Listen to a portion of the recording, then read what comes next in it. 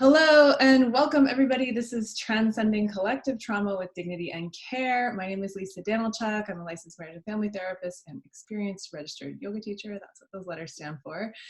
And Christine Forner is a badass and a badass social worker and a mother social worker and a responsible social worker. Christine's in Canada, as we like to fondly refer to it as Canada. And she is, I'll introduce you to her again in a moment, but today is also June 30th and it is 11 a.m. Pacific and we are recording. So just to give you a little heads up, those of you watching, I can see that you're joining. Welcome to those of you watching the recording as well.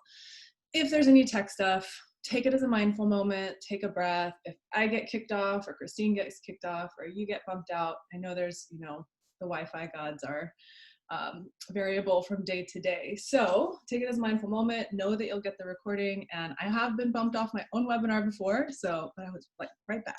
So we'll aim for that if any trouble comes up. So really nice to have all of you here, and I want to introduce you to my dear friend.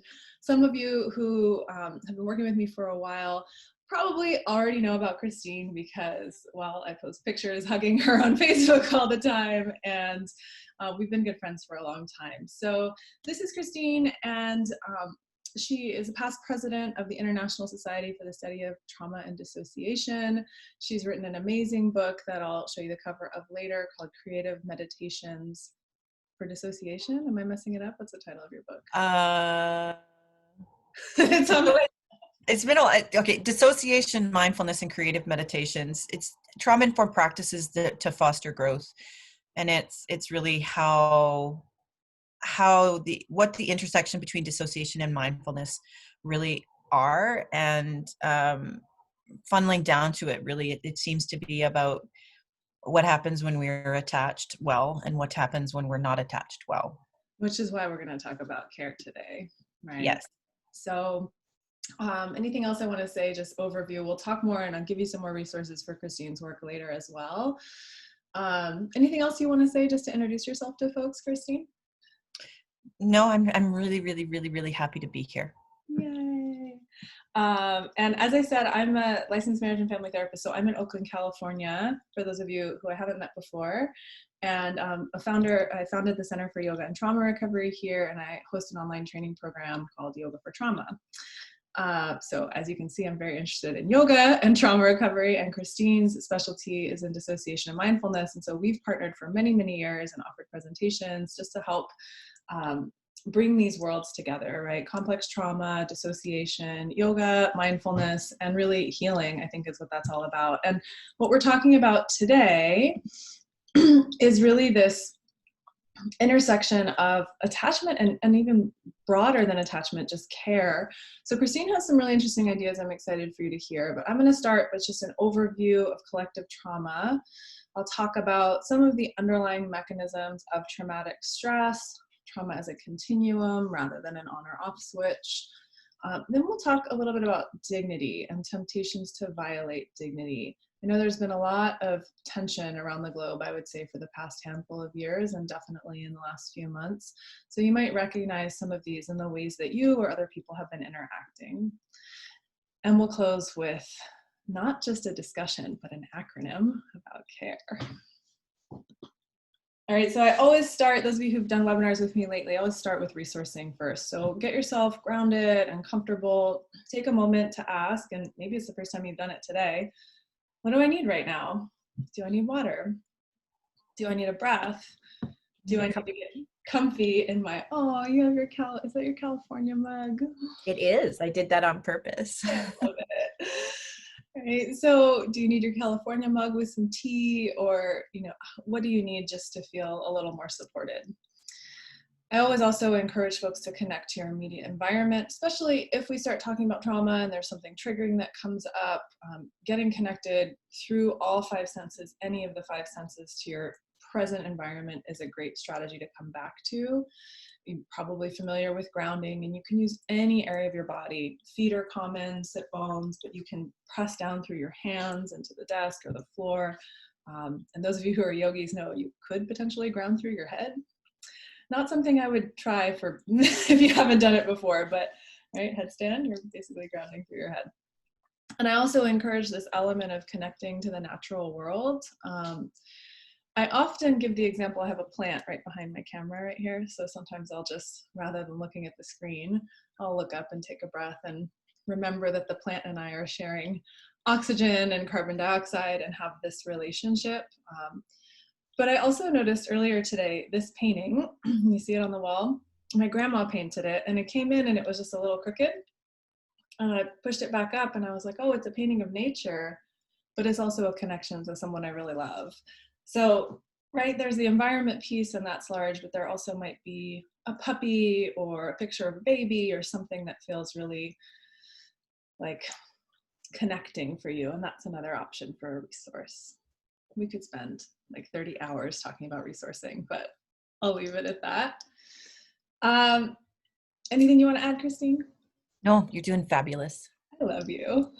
Like, it was the last workshop we offered together. It was like 4 hours and I feel like we were just loving each other the whole time. So one question, I don't know, I think we've talked about this. You've probably gotten a lot of this too, Christine, lately, where people, in terms of the pandemic, in terms of the uprising in response to racial injustice in the States, a lot of people are asking, like, is this collective trauma? And I've even had clients ask, how are your other clients responding to this? They're like trying to get a sense of, is how I'm responding typical, and like what's going on at the larger level here. So obviously the pandemic, police brutality in America and beyond. And really what I boil down to in my response is, well, these things are a threat to life. And when we look at like the textbook definition of PTSD, it's about death or threatened death and what our bodies do to try to keep us safe.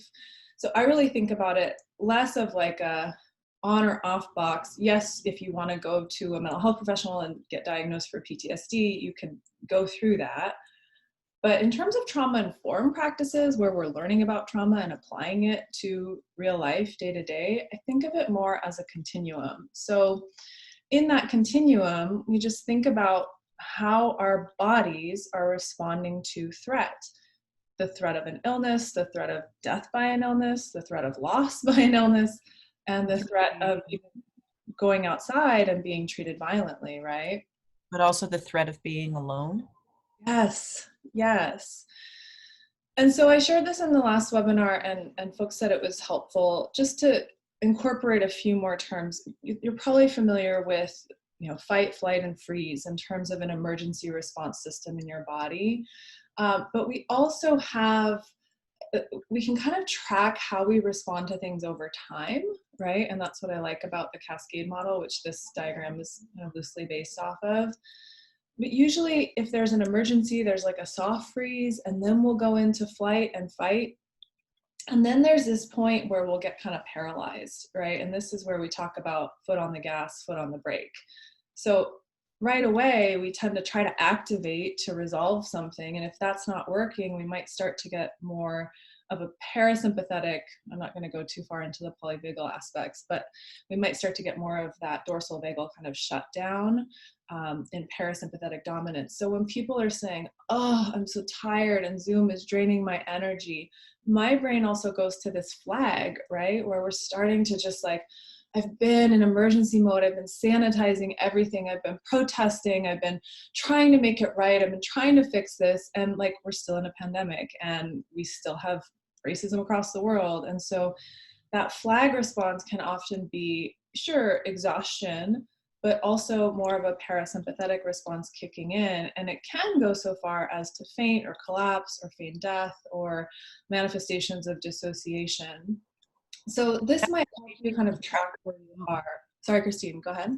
Also manifestations of depression as well, yes. Which is sometimes just simply like flag and exhaustion. Like the body just, it's staying safer by doing nothing rather than staying safer by doing something. Yes. Mm-hmm. And I know that shame kicks in here a lot. Like if we're not doing, especially in American culture, and I think it's like this in Canada as well, where it's, you got to be doing something, you got to be active and you got to be out there. And yes, action is super valuable. But there are times when our response to threat gets into the place where it's very difficult to do that. So what we can do, whether we're in, if we're not completely blown out of the window of tolerance, I'm not going to get into that model, but I know a lot of you are familiar with it here. If we're not like completely offline and driven by our back brain, we can start to notice where we are on this little arc and think of the words that resonate, and we can use connection to regulate, and not even self-regulate, co-regulate, right? We can kind of come back together. And I know for me, it helps so much when I can call Christine and say, oh, I had 8 Zoom sessions today. And she's like, oh my God. But it helps me kind of come back from that flag. So that's all I'll say about this. Anything else you want to add, Christine? No, super good. You're wonderful. And this is just that continuum, right? So it might be a mild flag where you just need to talk to a friend and rest for the evening, or it might be a week or a month where you kind of feel like you're in these states. So looking at kind of what we would say like severity or intensity, but also thinking that, are these experiences traumatic? Well, for some people, they're a collective trauma. They're happening all around. Well, so for some people, they're also very personal. Like if you have lost a loved one to COVID, or you've experienced police brutality yourself, or experienced a lot of racism throughout your life, then you're probably going to fall somewhere different on the continuum in terms of the intensity of your body's perception of threat and your body's response to that threat, how it copes and responds to what you're picking up. I think another piece to add is also how your body has been raised with threat. If your body has always or has spent a great deal of time in even mild to moderate threat, because either your needs weren't being met, or there's a whole bunch of reasons why this could be, we're going to procedurally treat ourselves as we were treated. Yes. We're going to respond to ourselves the same way we were responded to, which in fact could actually amplify everything even that much more. Mm-hmm. Right. So what might be a mild immediate threat, then if there's a basis of kind of conditioning of how we respond to an emergency, right, then that might amplify it more. It's sort of like a trigger, but more of a long-term conditioning. Yeah. Thank you for that, Christine. Yeah. So let's talk a little bit about caring for each other. And I want to turn it over to Christine here because she has some, I think, pretty unique ideas about care in the world. And I just want to say that when I was searching online for images of care, I had to add so many qualifiers to get people. Like it was either hands or plants, and I was searching for nurturing. And I was like, wow, it's actually hard to find online an image representing people caring for each other. The fact that like this little cartoon was almost the best I could do. Actually, I have something to compliment it.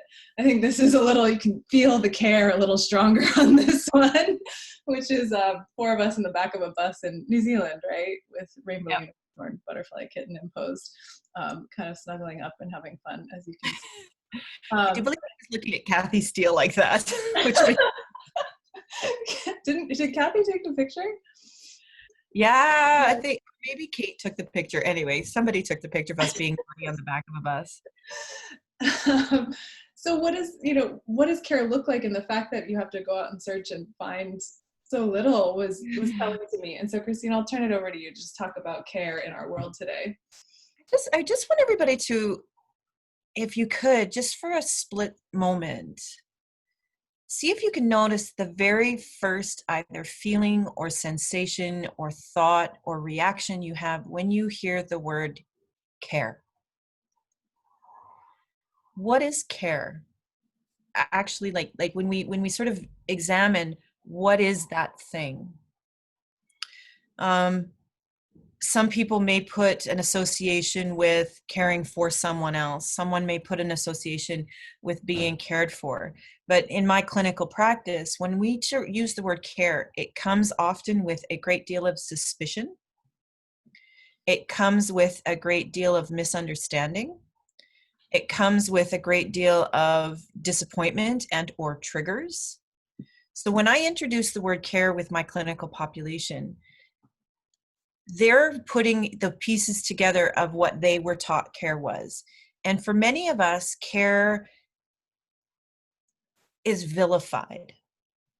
And I really do wonder if misogyny isn't the result of vilifying care more than the hatred of women or the patriarchal view that men should be driving the train. I think a side effect of misogyny was vilifying nurturing, vilifying fostering each other, vilifying being tender to each other.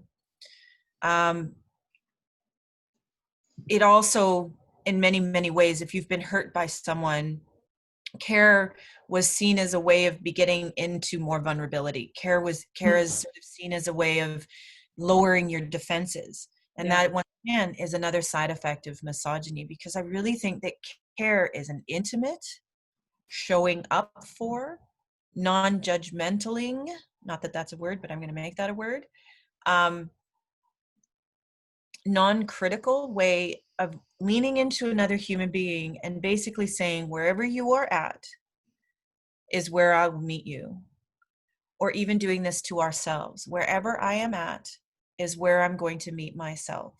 I'm going to hear my emotions, hear my sensations as requests rather than complaints. I'm going to hear them more as need meeting rather than being needy. Mm-hmm. We are a needy species. We need people more than we need food. And when I say this, a lot of people are like, well, no, I can go days. I'm in isolation. One, what's the long-term effect of that?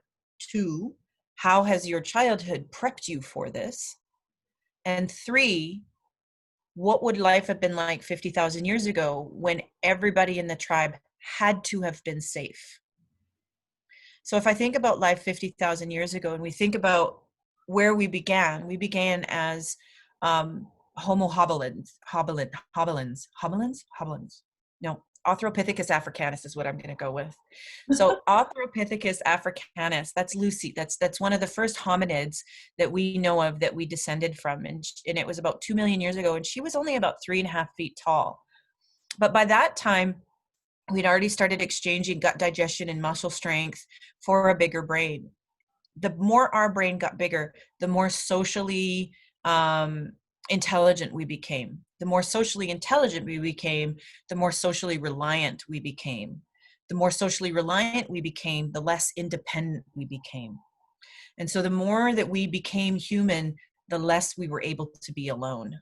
If you take a look at the African savannah, right? You take a look at, we're starting to discover that everything wanted to eat us because our fossils are full of all sorts of teeth marks and claws marks from not just lions, not just cheetahs, not just hyenas, but crocodiles, praying birds, a bunch of things like to eat us.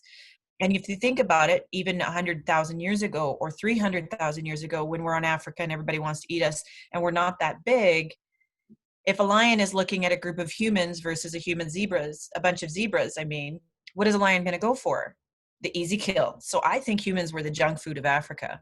And the only thing that kept us safe was each other. And not just 1, 2, 5, 10, but probably 60 to 100 other humans was large enough to intimidate the predation that was around everywhere. And in order for us to stay in these complex groups, we developed ways of needing to be cared for in a profoundly gigantic way. Mm-hmm. And misogyny took that away. So I want to say something because I'm following and we've had conversations about this, but I remember when you first started sharing some of these ideas, my brain was like, whoa, wait, what? Because it's so profoundly different than I think what we're raised on. So I just want to reflect back and maybe tie in one more thing. When you talk about care as vulnerability, present day in terms of trauma, it makes me think of feel what you feel and know what you know as part of the process of recovering from trauma. And when someone, so you're really establishing like that deep need for care and how essential that is for us to survive way back in the day and for us to survive now, right? Yes. So much, when we talk about mental health issues, so much of that is actually social health issues, right? Issues with relationships, issues with isolation or loneliness, whether you're with someone or not. So there's a lot there, but when you talk about feeling what you feel, knowing what you know, and then someone comes in with this instinct to connect and to care, it's like shining the light. This connects to everything else we talk about with mindfulness and dissociation, Yeah. shining a light on that pain. And so Yeah. you're even connecting misogyny and vilifying women because women's, let's say archetypally, women's strength is nurturing and care. We can definitely find exceptions for that and talk about nuance and gender and other ways. But if you look at that archetypal femininity and nurturing and mothering and care, you're actually connecting patriarchy to this, like, no, we can't care for each other. It's too much. It's going to make me feel, it's going to make me look weak and vulnerable. So It there's is so to make much you there. not In, just appear weak and vulnerable, be yeah, weak and vulnerable. yeah. Yeah. Be susceptible, right, to Yeah. the impact of other people. So you're establishing like this deep need that we have for each other, and this deep aversion that's been woven into our culture that is also woven into, as you present it, the way that genders relate, the way that power is structured in most of the world. Yeah. Yeah. And that in this notion of care is so much more, like, it really has been vilified. I often tell the story when I was in my women's studies in 1995. All I really wanted to do was be a wife and a mother, and mostly it was mother, not necessarily wife, but I just wanted to be a mom so very badly. And I was attacked.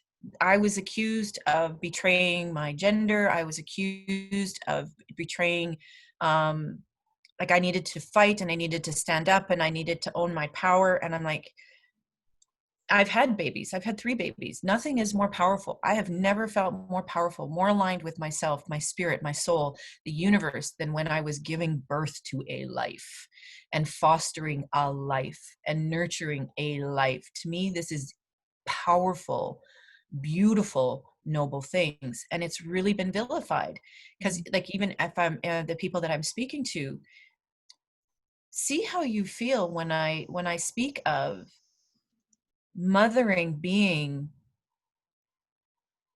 a powerhouse experience. I don't know if those things go together very often. Right. And that care, and I like it. I think misogyny really did take away the care. And Lisa has a paper that I really outline this in the paper to help describe why I think it happened, how it happened, and how misogyny really makes these soft, gentle moments of deep intimacy, of moving towards our pain, as a not good thing. Whereas with the type of care that we're talking about, it is shining a spotlight on the awful. Mm-hmm. How do you care for the awful? How do you lean into your pain instead of getting rid of it, denying it, dismissing it, Mm-hmm. dissociating it, keeping busy from it? How do you move towards it? And that's the care that we're talking about today. Yes. Yeah. That's so powerful. And I know this is a much larger conversation and we can keep talking about it, but it's profound to make that connection. And it makes me think of, how the caring professions, teachers, counselors, aren't paid so much, right? And I remember having a statistic on my fridge in college that was like, this was back in like 2000, that if a mother, powerhouse mother, were paid for the counseling and chauffeuring and meal prep and laundry and cleaning, and if a mother were paid the going rate for that, she would pull in, and this is 20 years ago, she would pull in, I think it was over $200,000 a year. Yeah. You look at the power and the Yeah. way that those sort of nurturing and caring behaviors are treated in the world. And misogyny took that away from us. It took the mother away, or the mothering, which also is fathering. It took away parental care. And that leads us to this violation of dignity, because I think we're all so raw about not being nurtured the way that our neurobiology is asking us or requiring us to be nurtured and cared for. And so there's a lot of talk right now about having difficult conversations, right? Which I think is important. It's an important skill to learn and to practice throughout life. Like, how do I bring something up? How do I respond to something when it's challenging or when it's something we don't agree on? So, both Christine and I like to incorporate a lot of Donna Hicks' work. She's out of Harvard University and she's written a few books on dignity. So her first book on dignity, I highly recommend. I think it just helps us learn how to, she comes from a conflict resolution background and international conflict resolution, and has worked with some of the most challenging conflicts and found this foundation of dignity and how we treat each other. As a way to establish common ground. But she also talks about these 10 temptations to violate dignity. So I want to just walk through these to see, I think of these as the reaction to the spotlight being on care, right? Somebody comes in and we're trying to have a difficult conversation and maybe there's pain there, and then we have these responses that are trying to protect the pain. So I'll frame it that way. One of them is taking the bait, and this would be allowing someone else's behavior to like give you permission to lash out. So the opposite of this would be what Michelle Obama said, when they go low, we go high, right? That's the opposite of taking the bait. So this is something you can look out for. Oops, I went too forward. Another temptation to violate dignity is just saving face. Like, I don't want to look bad, so I'm not going to admit that I said something racist, or I'm not going to admit that I'm feeling pain. I don't want to look bad in the eyes of others. So that's, I think it's also moving into vulnerability. I don't want to be perceived as vulnerable, because there are people in this world who really do attack vulnerability or feast off of vulnerability. Absolutely. Absolutely. So another one, and I think there's been more conversation about this, shirking responsibility, staying silent instead of holding yourself accountable to your actions and experiences. Seeking false dignity, so deriving your sense of self-worth from external resources instead of claiming your inherent self-worth. So trying to prove, to other people or to the outside world that you're worthy, rather than having that self-care, which we're going to talk about in a moment. Seeking false security, making excuses for staying in dignity violating relationships. That can be a long-term process of coming out of. Avoiding confrontation, allowing someone to violate your dignity without speaking up for yourself. So this covers so many different aspects when you think about self-worth and relationships and healing and trauma recovery. This speaks to a lot of work that I do with individual clients, for sure. Claiming victimhood, so just assuming you're a victim of a failed relationship and leaving it at that. Resisting feedback, deflecting about feedback about your blind spots. Oh, that's not true. I'm not like that. I didn't do anything wrong. Blaming and shaming others to deflect your guilt. So not being able to tolerate being exposed to wrongdoing, instead placing the blame on others. I have a quick funny story, and we are going to go a few minutes over it. Don't worry, we have the recording and we'll send it to you. And we're going to, if we have time, take a few questions at the end too. So those of you who have questions coming up, let us know. Quick story, this morning I was looking for this water bottle and I couldn't find it, and I always leave it on the counter. And I was like, I gotta go. Alex, what'd you do with my water bottle? My partner, right? And he's like, and then I opened the fridge, it's in the fridge. I remember it was hot yesterday, so I put it in the fridge so it would be cold. So I did a little self-care move for myself, and then I forgot that I did it. And then I blamed Alex. And so I opened the fridge, and Alex and I talk a lot about blame and shame. So I grabbed the bottle and I said, oh, I put it in the fridge. I'm sorry, babe, blame, blame, blame. And he was like, blame, blame, blame. I was like, I'm sorry. I so quickly went to blame, right? You did something to me, and victimhood maybe too. But you can repair these things quickly by calling yourself out. It also goes to how hard it is for us to be vulnerable. And that's because I really think care was taken out of the picture. Yeah. That care is a need, it's necessity to manage human vulnerability. Because we are vulnerable. We know we're vulnerable. We seem to be the only creature that understands that we're vulnerable. The thing that helps us move through that vulnerability is that care and connection, which we'll talk in a bit. Right. And so the last one is gossip, talking about others in a negative way, just in order to seek connection. So it's kind of that seeking false security too, finding connection through really something false. So I know this is a lot to bring up in a short webinar, but I wanted to introduce this to all of you because I think these are barriers to vulnerability and true connection and care. And when we can tackle some of these in ourselves, we can actually build more connection and care between each other, which I think, even though there can be a lot of resistance to that, I really think long term, that is the solution to a lot of what we're dealing with, is learning how to be with and care for ourselves and each other in a way that holds, right, the diversity of our world, really. So restoring dignity is where we go from there. And I encourage you to start with yourself and start with resourcing like we began this webinar with. Also self-compassion, right? Being able to hold, there's that moment where you don't want to admit, I put the water bottle in the fridge, right? And then there's like, oh, I forgot. It's okay, right? I think those little moments, and some people might call that ego. I have a whole other conversation about ego, but like that sort of not wanting to admit when we're wrong. But also not wanting to admit when we're vulnerable, right? So those moments where we don't want to get out of bed, where we're so exhausted, but there's a voice in our head saying, you got to get up and you got to do this and you got to make yourself productive or whatever. Maybe actually the best thing to do is just curl back into bed for another half an hour and give yourself full permission to savor that safe space, full permission to honor the rest that the body obviously is requesting. Yeah. Mm-hmm. Every time we talk, everything you say makes me think of a million other things. So I'm like, I'm gonna zip it. Let's keep going. You can also restore dignity by being kind to your body. I mean, even in terms of that relationship with yourself, relationship with your body, also listening to your body. Christine just gave a great example of that, right? Noticing what it's calling for, noticing what nervous system state it's in, what it maybe needs from there. We talked about this in our the last webinar I offered with Carrie.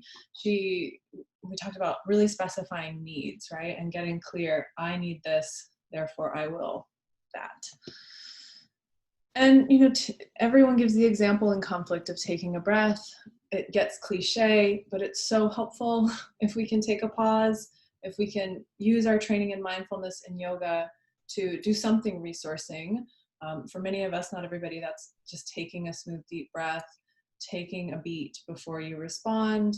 Also using that opportunity to self-regulate or co-regulate with someone else before you sort of step into something that feels challenging.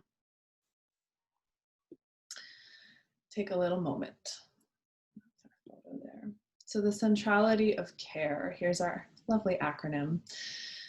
So CARE is comprised of compassion and connection, awareness, like really building context and understanding your own perspective, other people's perspectives.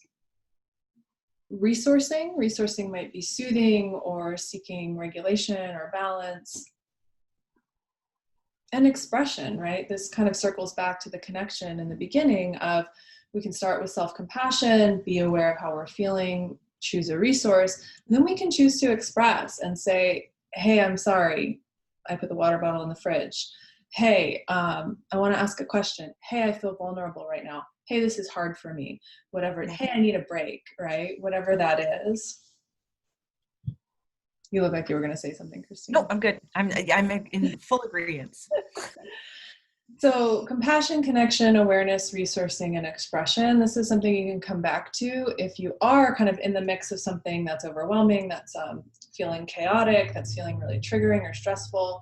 Can you come back to? And I would really say starting with that self-compassion and circling back to that connection with others. So you'll have all this in your slides, and there's also a little handout so you can print it out and write on it if you want. So the simple steps to go through that CARE acronym: I can have compassion for myself or the person I'm speaking with. I am aware of tension in my belly, shortness of my breath, an angry look on someone's face. A resourcing tool I could use right now is taking a step back, apologizing, asking for help, grounding, orienting, right? Yeah. Soothing. And then the last one, I would like to express something, emotions, and connect with this person or that person. All right, so again, you'll have this in your notes and you can fill in the blank. And it also can be the rage that we experience right now, or the anger that we experience right now. There's a lot of things that are very, very angerifying. The Mhm. fact that, we aren't as collectively connected as we should be. The fact that there is a whole bunch of injustices that, seem like should be an easy fix, but aren't. So you can have compassion for your anger, Mm. have awareness of your anger. You can resource, like, what does your anger need? Maybe your anger just needs a growl, Mm. right? Maybe your anger just needs a moment where you just give yourself compassion to be as angry as you possibly can be without being violent, because Mhm. you can be angry and non-violent. Mhm. And I'd like to express my anger by connecting with the passion that I have, that other people deserve to be treated properly. Mm. That is a beautiful care that isn't, that still honors the anger these environments bring up in us, but it becomes non-violent or becomes non-shaming, to yourself and to other people, when you can do that as well. Absolutely. Yeah. Beautifully said. Beautifully said. So take that one home with you, the simple steps. That's a great sort of worksheet almost, or something to go to in moments of stress. We're going to wrap up and take a few questions, if you guys have some, but I want to let you know, we're going to send out the recording of this so you can review it. And I also am going to send, I think I have another slide for this, but Christine's paper that we mentioned earlier. If you want to stay connected with Christine, she's at associatedcounseling.ca for Canada, but find her Facebook page for Associated Counseling, because that's where you'll find more of the resources and posts and things. I also got, happening really soon, July 6th, we've got an 8-week Yoga for Trauma online training program. We've got a great cohort shaping up, so we're still accepting applications. You can go to howwecanheal.com/Y4T to apply, and I'll send the link in the follow-up to this as well. So here's the paper that Christine wrote, A Missing Ingredient in a Time of Fear. Carers are not the bucket. I love how you just create this curiosity. It's like, what do you mean by care is not the bucket? What do you mean by carers are not the bucket? And this is a relatively short article. It's just a few pages and it's very readable. I know academic articles, sometimes you look at the font and you're like, oh God, oh God, that's a lot. But it's so approachable. And the link at the bottom, I know you can't click the link on the slides right now, but I will send it, and we'll have it underneath the recording. So those of you watching the recording right now, you can just scroll down and click the link to read that wonderful article. And please share it, because I feel like Christine has this idea that's very powerful and kind of brain shifting, and that the more we can pick up on this, the more I think it just opens a door for understanding and inviting more healing out there. So cheers to you. I don't have the little applause icon, but I would give it to you right now. And then here are 2 sister books, both published by Routledge. So this is Dissociative Mindfulness and Creative Meditation by Christine on the right, and Yoga for Trauma Recovery, which I wrote and was published last year, on the left. You can use the discount code at the Routledge website. So they're on, I believe, Amazon and other booksellers, but if you go to Routledge and type in the promo code BSE20, you'll get 20% off. And I think Routledge is having another sale now. I just went and tested this promo code to make sure it was still working yesterday, and they had like extra sales happening. So you can find those just by going to the Routledge website. I'm gonna spell it ROUTD. Routledge, ROUTLEDGE or something. Rut. There you go, Routledge. And you'll find both of our books there. All right, so I won't end a webinar without giving you something to snuggle about. So here's our motivation, special for Christine with her favorite animal, for you to continue to care for each other. Unicorn love. Christine loves unicorns and sparkles. So just remember, please, while you're out there, keep taking care of each other, to keep taking care of yourself, and know that, and I think Brene Brown's great about teaching this, vulnerability is a strength and not a weakness. And I think it really is the portal for our individual and collective healing. Yes. Yes. Thank you. All right. So thanks, everybody. Any questions? I don't see any that have come in yet. I'm going to stop the recording, and Christine and I will stick around. So thanks for all of you watching the recording, and have a beautiful day.